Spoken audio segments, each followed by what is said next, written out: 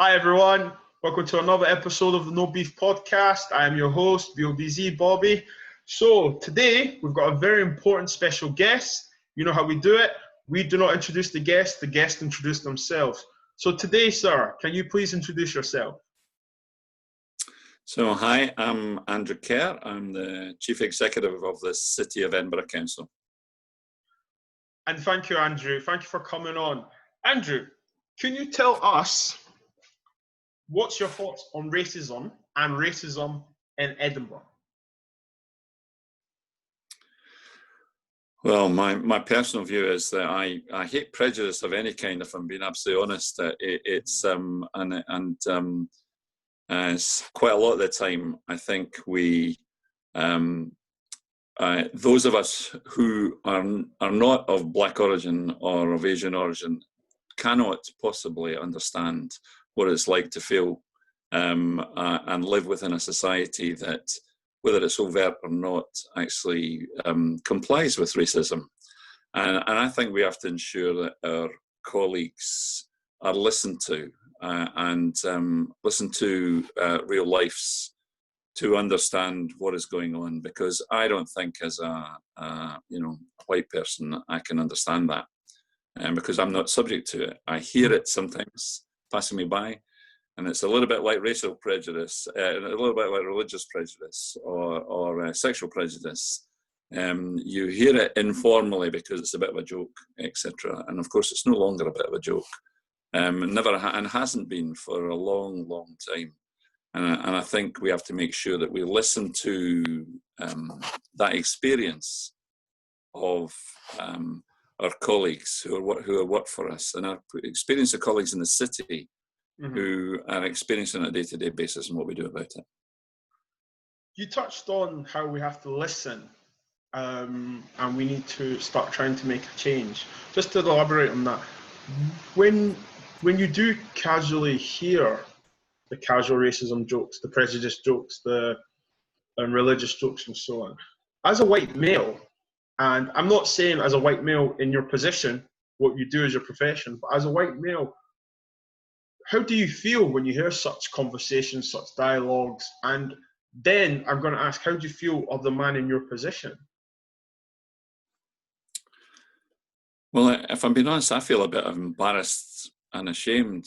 And if anybody had listened to my blog, they would have understood that I had lots of teammates when I was an athlete who were Black and Asian, and I saw every day what happens, and burned into me a complete hatred of it. And I just, every time I hear it, I do pick it up. I hope I do anyway, at least. Yeah.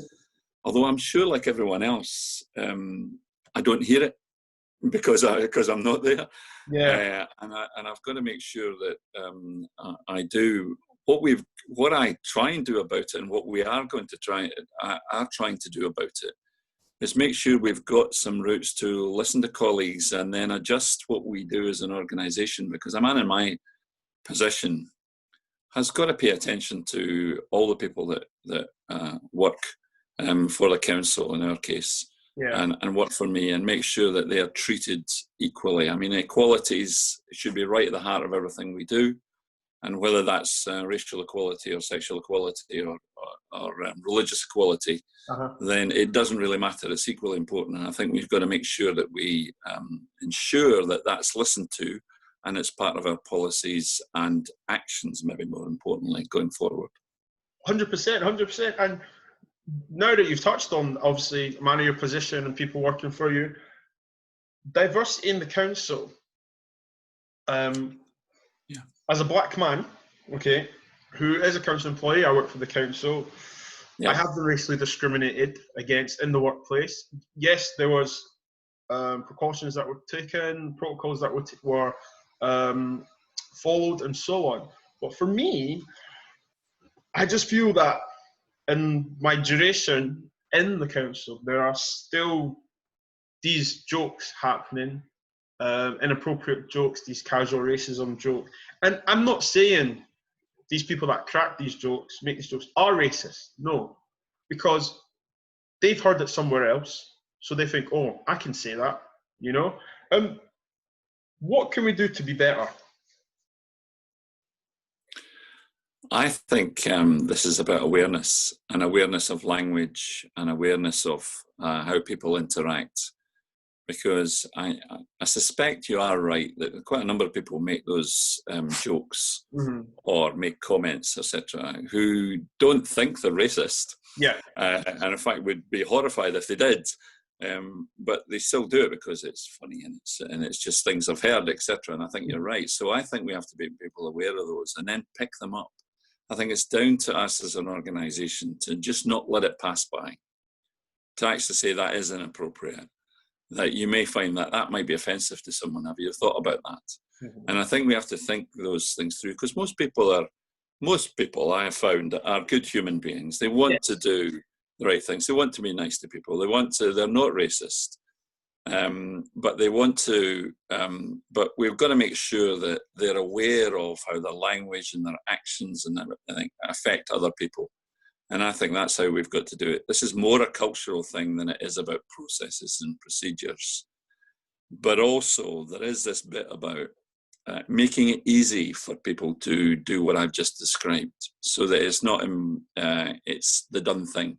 It's not embarrassing. It's not anything else. It's just, I am able to talk about this because my manager's given me permission, or my colleagues give me permission, and therefore I will call it out because it's easy to call it out. If people think that they don't want to raise it because it's going to be difficult, then they're not as likely to tackle the issue. And I think we just need to make sure we've got a process and a culture in the organisation that allows people to speak out. And on the process that you're saying that we should speak out, do you feel you as the Chief Executive and the Edinburgh Council have a duty to promote this, to promote equality in the council? And obviously the City of Edinburgh Council, I'd like to think, represents the City of Edinburgh, you know? And I'd like to think that we have an influence on how the city is run, society and so on. So do you think that as the Chief Executive and as a man that lives in Edinburgh, do you feel that we should have a duty, or we do have a duty, to promote equality? So absolutely. And I think we should not, as an organisation, and a large organisation, the biggest public organisation in the city, that we should not let it pass by where we see it happening, but also that we should proactively promote equality in all its senses. But actually, what I would say is I think Edinburgh, because, and I'm being honest here, hasn't leaned into it early enough. And I think over the last maybe 18 months, 2 years, the organisation has started to address some of this. We set up groups, we were listening to people, trying to get the right policies, but probably not early enough in the process. And I think we are actually playing a little bit of catch up. And I think we need to make sure we catch up very rapidly and get to a very positive place. I worked for Birmingham City Council when I was younger. I was the Director of Leisure and Culture in Birmingham. And very multicultural area. You're very multicultural. Where actually the vast majority of our citizens were actually Asian. Now they were, more than 50% Asian Muslim population, large West Indian population, lots of ethnic minorities right across the city, and we had very active groups in each of those areas, making sure that the voice in Birmingham was heard. And the thing I immediately reflected when I arrived here was how little I heard that voice in people saying, there's a policy, because it wasn't part of the culture, whereas in Birmingham it was impossible not to be part of the culture. Yes. And we had half our cabinet were either black or Asian. We had half our staff were either black or Asian, and you had so those things were A, more obvious, but B, they were heard with some empathy about what we did about it. And I think Edinburgh, because it's not got such a large population, of course, has found it quite easy to not to ignore it, because they haven't ignored it, but to not give it the emphasis that it needed if we're going to have a equal society. Yeah, and I think just the last few words you said, the last sentence there, I think that's why me personally, I love my city. I love my job. I really enjoy working for the City of Edinburgh Council. And I'm not just saying that because you're the chief executive. What I'm saying is that the Glad to hear about. my point is that, like, as a young black man, you know, I noticed that on my floor there's only 2 black people. Yeah. And I sit opposite her. She's in my team, you know. So for me, there isn't enough, and I'm not going to shy away. I don't think there's enough representation.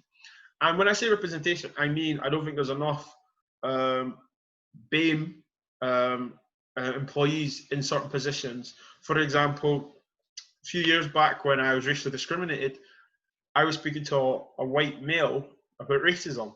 And, you know, the gentleman was doing his job. He said, I understand. And so on. And then I had to put on him and say, well, you don't really understand because you have never experienced that. And yeah.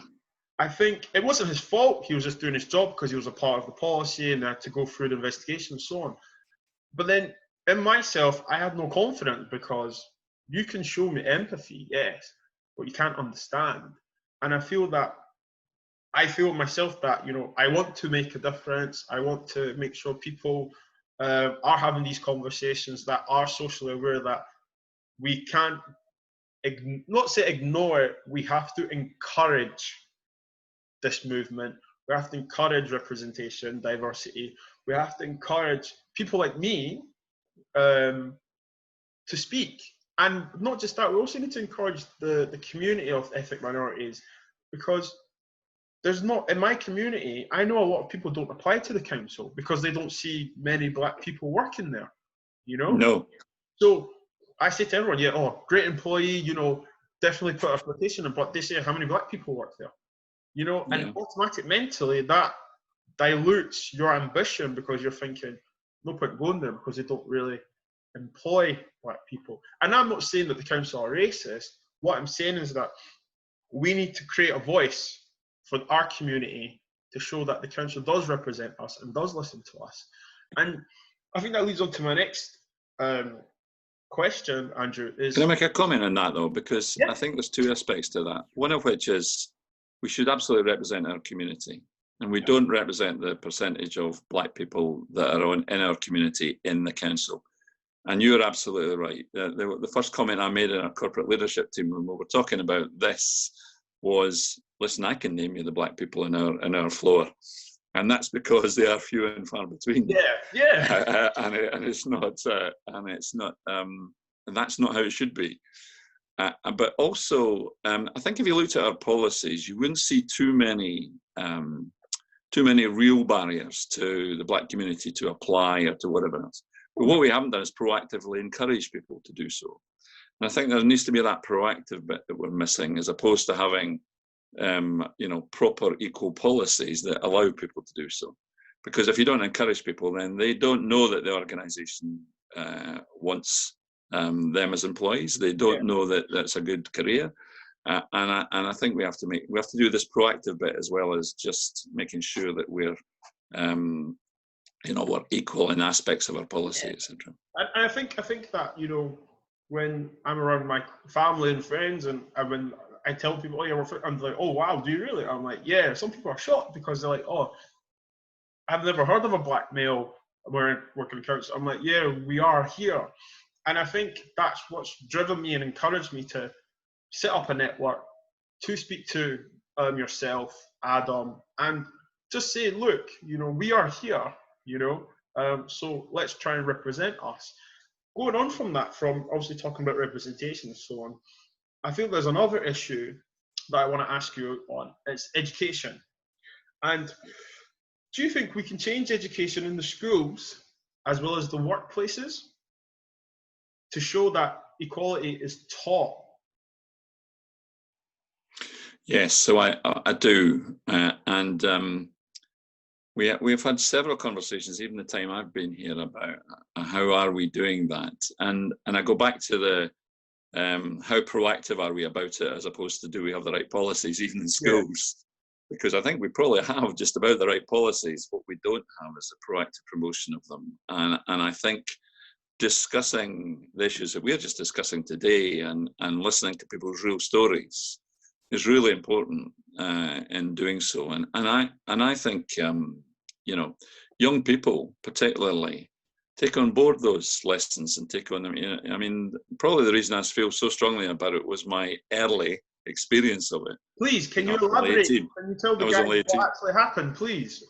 Please. Well, it's just that I literally landed in Hounslow in southwest London, and at the age of 18, as I say, having seen almost no black people in my previous life, just because they weren't there. I lived in Falkirk, and there isn't particularly a big black population, or an Asian population for that matter. And lived in a flat in my first year, above the Indian restaurant, next door to 2 Pakistani families, and watched National Front fight up and down the street with both Asian and black youths. And then in my training group, they were so wary of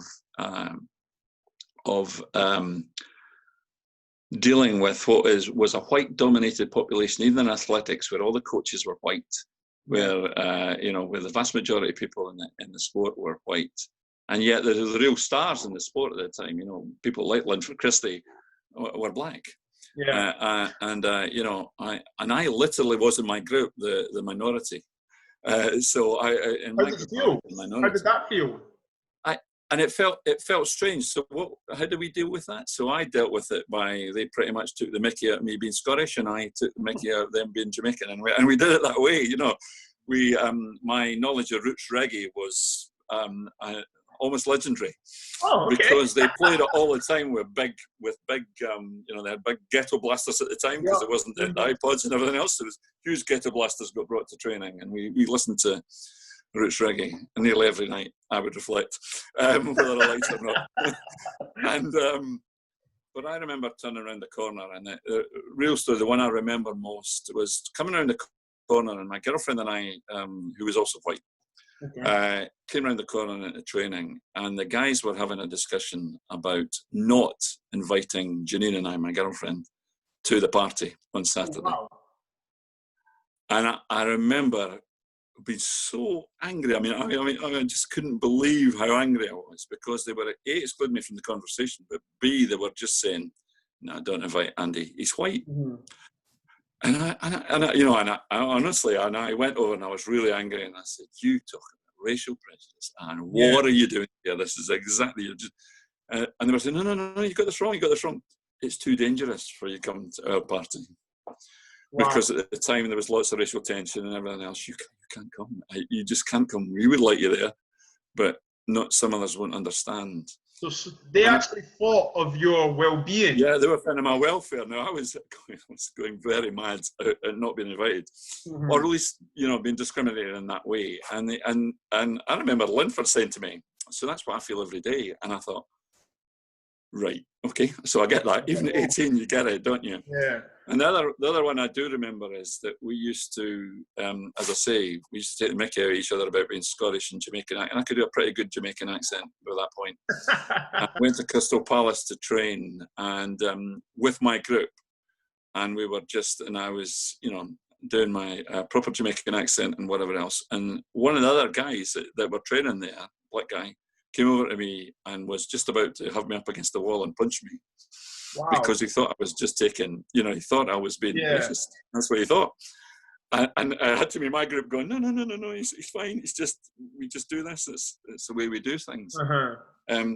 But I mean, it stopped me doing it because even though that was comfortable in our group, it was very obvious other people weren't comfortable with it. And I go back to the unintended bit. Mm-hmm. He saw that as racist, so it was.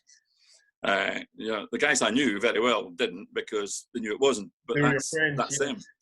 And you have that, and I still have several of them who we phone regularly, because we lived together literally for 4 or 5 years, did nothing else every day, and but it still happens all the time. And the Bianca Williams thing is just a perfect example of it, where it happens every day, and we needn't think this is just an American thing. It happens, and it's not. And of course, it's not just the police, because you're right. Not every policeman's racists, not organisations think of themselves as racist, but we don't think hard enough about it. And I think those experiences of mine, and I guess being part of the Birmingham culture, which was completely different, gives me at least some knowledge. But it would be arrogant of me to think, even now, at my relatively advanced age, that I have any experience of what it's like to be a black person working for our organisation. And therefore, we have to continue to listen. Because actually, I don't know what you think, but I think it also changes. So I think your experience will be different to a black person working for Edinburgh Council in the 1970s or the 1980s. I think so. Or Scotland to England, that'll be different. And they are different experiences, and we've got to take that into account, what that means for us as an organisation and the city as a whole, and promote it. Like, as I said off the record, I said that, many people in my community, my friends, us black young males, sometimes we think we're quite fortunate. I did grow up in London, and sometimes I think to myself, wow, would I still be alive? And that's an honest thought. I grew up in southeast London, in the Waterloo area, Southwark area, and a lot of stuff happens there. And when I compare it to my time in Edinburgh, yes, I still get brushed and profiled in Edinburgh, but compared to the level when I go down to London, in London it's extremely high. Edinburgh is very diluted. It's more the looks, or people cross the road, or getting followed in shops and stuff. But it's still not right. It doesn't make it right because we're fortunate to be in Scotland. No, I think the change has to come, and I feel that conversations like this encourages. And I do hope that people do listen to this and watch this and see, a young black male, the chief executive of Edinburgh Council, having a conversation how we go forward. And Andrew, if you are able to just wake up tomorrow morning and be like, right, this has happened, what would you like to see change in the council? If not changed, encouraged. Well, I think I'd like to see, and it doesn't happen overnight, of course, us being more representative of our community. Actually, whether that's black, Asian, Polish, whatever it happens to be. But I don't think we're represented enough of our community. And I don't think, for instance, we have enough women in senior positions in our organisation. And we have very few black people in senior positions in our organisation. And you go back to the fact I could name them. So I won't, but I could name them. And so it's very obvious we need to have better representation there, but also that we encourage a culture where it's open, where you and I are able to have this conversation. And if you said to me, you were able to say to me, Andrew, I know you didn't mean this, but that you've just said was racist. Yeah. And be able to say that comfortably without me going, really? And getting all worried about it. That's when we know we'll have got it right, because people can be honest, because most people are honest about how they feel about things, and ability for people to feel they're able to speak out without fear of somebody thinking it was either not the right thing to do or weird or anything else. It's just normal for this organisation would be what I'd like to happen. And I really do hope it does. And what I would reflect is we have to keep working at it, because even though I've just described to you I was in Birmingham, it happens in Birmingham too. And despite the organisation being half black and half Asian, the prejudice and actually both ways happens. Yes. And I think I think we need to recognise that. Yeah. I'm glad you mentioned that, because, like I said about this podcast, it's talking about racism. And when I say racism, people automatically assume the white male and the black male, or the white race and white race. No, it can happen vice versa. And we have to acknowledge that as well, 100%, because anyone can be a victim of racism. Anyone. It doesn't matter your race or gender. Anyone can be a victim of racism, and we need to encourage the chat, because like I was saying earlier, that we need to encourage respect and diversity. And like you said, we need to acknowledge cultures, we need to listen. And the best example I gave to one of my white friends was that I asked him, when you order a takeaway, what's your first thought? And he said to me, oh, Bobby, Chinese or Indian. Now, okay, when you go to order them, what do you say? And he stopped. Yeah. He stopped. And he just looked at me, he said, oh, and I was like, exactly. I was like, stuff like that, you know, just little conversations that we just need to acknowledge and be like, okay, I can't say that. And that's my point. We need to Sorry, all this banging in the background. This one. no, that's okay. We need to acknowledge that. And he said to me, he was like, oh, I didn't think like that. But I said to him, you know, I'm not saying you're a racist, but that's casual racism. Yeah. You know, so it's stuff like that. I'm going to flip it, Andrew. Is there anything you'd like to ask me? Yeah, so I'm genuinely interested in what it has felt for you, because you mentioned a couple of times about how, you know, how you've been treated and you've experienced racism, etc. But it just occurs to me, how comfortable has it felt working for us? I mean, I don't know, so I'm you know, because I only see you mostly in the gym, mostly in the gym, and occasionally in the office, and that's about it. So how comfortable does it feel for you working for us? If I'm honest with you, we've obviously working in the department I work in. I'm comfortable. I think now that the role that I'm in makes me more comfortable. I think the people I work with give me confidence to speak up and learning, and obviously I'm studying as well, so that facility has been given to me. That's right. I think in previous roles in the council has not made me so uncomfortable. I think when I say uncomfortable, I think previous roles has probably made me think I should be grateful that I'm here on certain behaviours and so on. And I go back to, I didn't have anyone to talk to. I didn't have anyone to speak about it. So normally you just get on with it. And that's what I said in my article today, that, you know, I get told I was emotional, or I get told I'll just get over it. And in my head, I'm thinking, what about the person coming into the council? You know, what about the generation before me that want to come to the council? Yeah. They feel like that. And now I can put both hands up and say, do you know what? I'm going to work. I'm happy. I'm confident. And I had that same feeling when I first started in 2012, you know, and it's 2020 now. I still have the same feeling.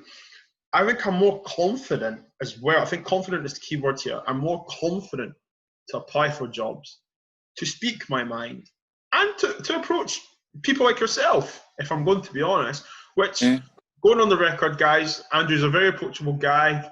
When at work, good morning, he does his thing, I do my thing, we still say hello and so on. He's not the stereotypical chief executive, you can't speak to him and so on. I'd like to say you're very, very approachable. He's easy to get hold of than I thought that you would be, but yeah, I'm very happy in that. I just think there's a few people that I spoke out with my group, my friends group, who have told me they work for the council, and I was quite shocked. I was like, oh, I never knew. And they've had problems within their teams, but they're verbally shut down. And, you know, I said to the lady, her name's Laura, I said, look, you know, I'm going to try and do this. This is my vision I want to do. How would you feel? And she was like 100%. And I feel that's what makes me even more confident now, more comfortable, because now I can try and represent my community and sit with people like yourself, have the conversation. And I think Edinburgh Council is a great place to work, personally. I think it's a great place for a career. And as a young black man, I'm very happy the way my career is going. I have to admit, I'm studying to be a quantity surveyor. My manager, investment manager, gave me so many opportunities. So, but we need more of that, you know? We need to hear more stories like that. And I feel the council do obviously, you know, emphasise on internal promotions and training and being cross-skilled and stuff. I think for me, my point of view is just we just don't see enough people of colour, you know. And I hope that my network that I'm starting to make will have people come out, as I say, and like, hey, you know, I work in this department. This is what I do, you know, and like try and create a network, not isolate people, create a network that where we can start the ball rolling and get talking. Yeah, and I think it'd be fantastic if you're able to do that. It will help us as an organisation. It also gives us a focus to which to listen to our employees if you're able to do that. And those groups, doesn't matter which group that's been represented, it has to be led by people who have real experience. Yes. And then you have to be able to express it. And I'll say this, but just you're very eloquent in what you speak and how you speak, and I think that all helps because thank you. You're able to be the voice of some of your colleagues. But what we've actually got to do is be able to listen to those that are not quite as confident as you and is not quite as eloquent as you, and be able to say, so how do you feel about this? And are you able to be honest with everybody about how you feel? And I think if we're able to do that, then we get to a good place. And I think, agreed, and I think if we gave someone that platform to be able to, do you know what, come and say what you've got to say. You won't be judged. All that's going to happen is that you'll listen to. And I think vice versa, we need to encourage, and we also need people to try and dig deep. Andrew, thank you so much. No, it's okay. Really, really appreciate this. I know there's a lot of people in my community who are very eager to see this, so I'm dropping. The amount of people positively. The amount of people that said to me, "Wow, are you really speaking?" I'm like, "Yeah, I'm going to speak to him," you know. And I think that just, you know, I say it with my chest. Say like, yeah, I am meeting with Andrew Kerr. Do you know what I mean? And like, yeah. But then I also flip on and say, why wouldn't I be? You know, why shouldn't I? Do you know what I mean? And I think that's the mindset that all communities, never mind just the black community, need to change and be like, you know, we should be optimistic. We should be like, yeah, okay, that's fine. You know, not to like, oh my God, wow. And I hope to encourage that and to install that. It's not going to take overnight. I understand that. I'm not naive. I think that at least I've put my hand up to say, put me at the front, you know, let me try and get this ball rolling. As I said earlier, thank you so much for coming on. Safe to say, guys, there's no beef between me and Andrew. Andrew, thank you for coming on, and have a great weekend. Thank you for the chance. It was nice. Good to speak to you. Definitely. And I'll see you in the gym when we're both allowed to go back in. I know, hopefully.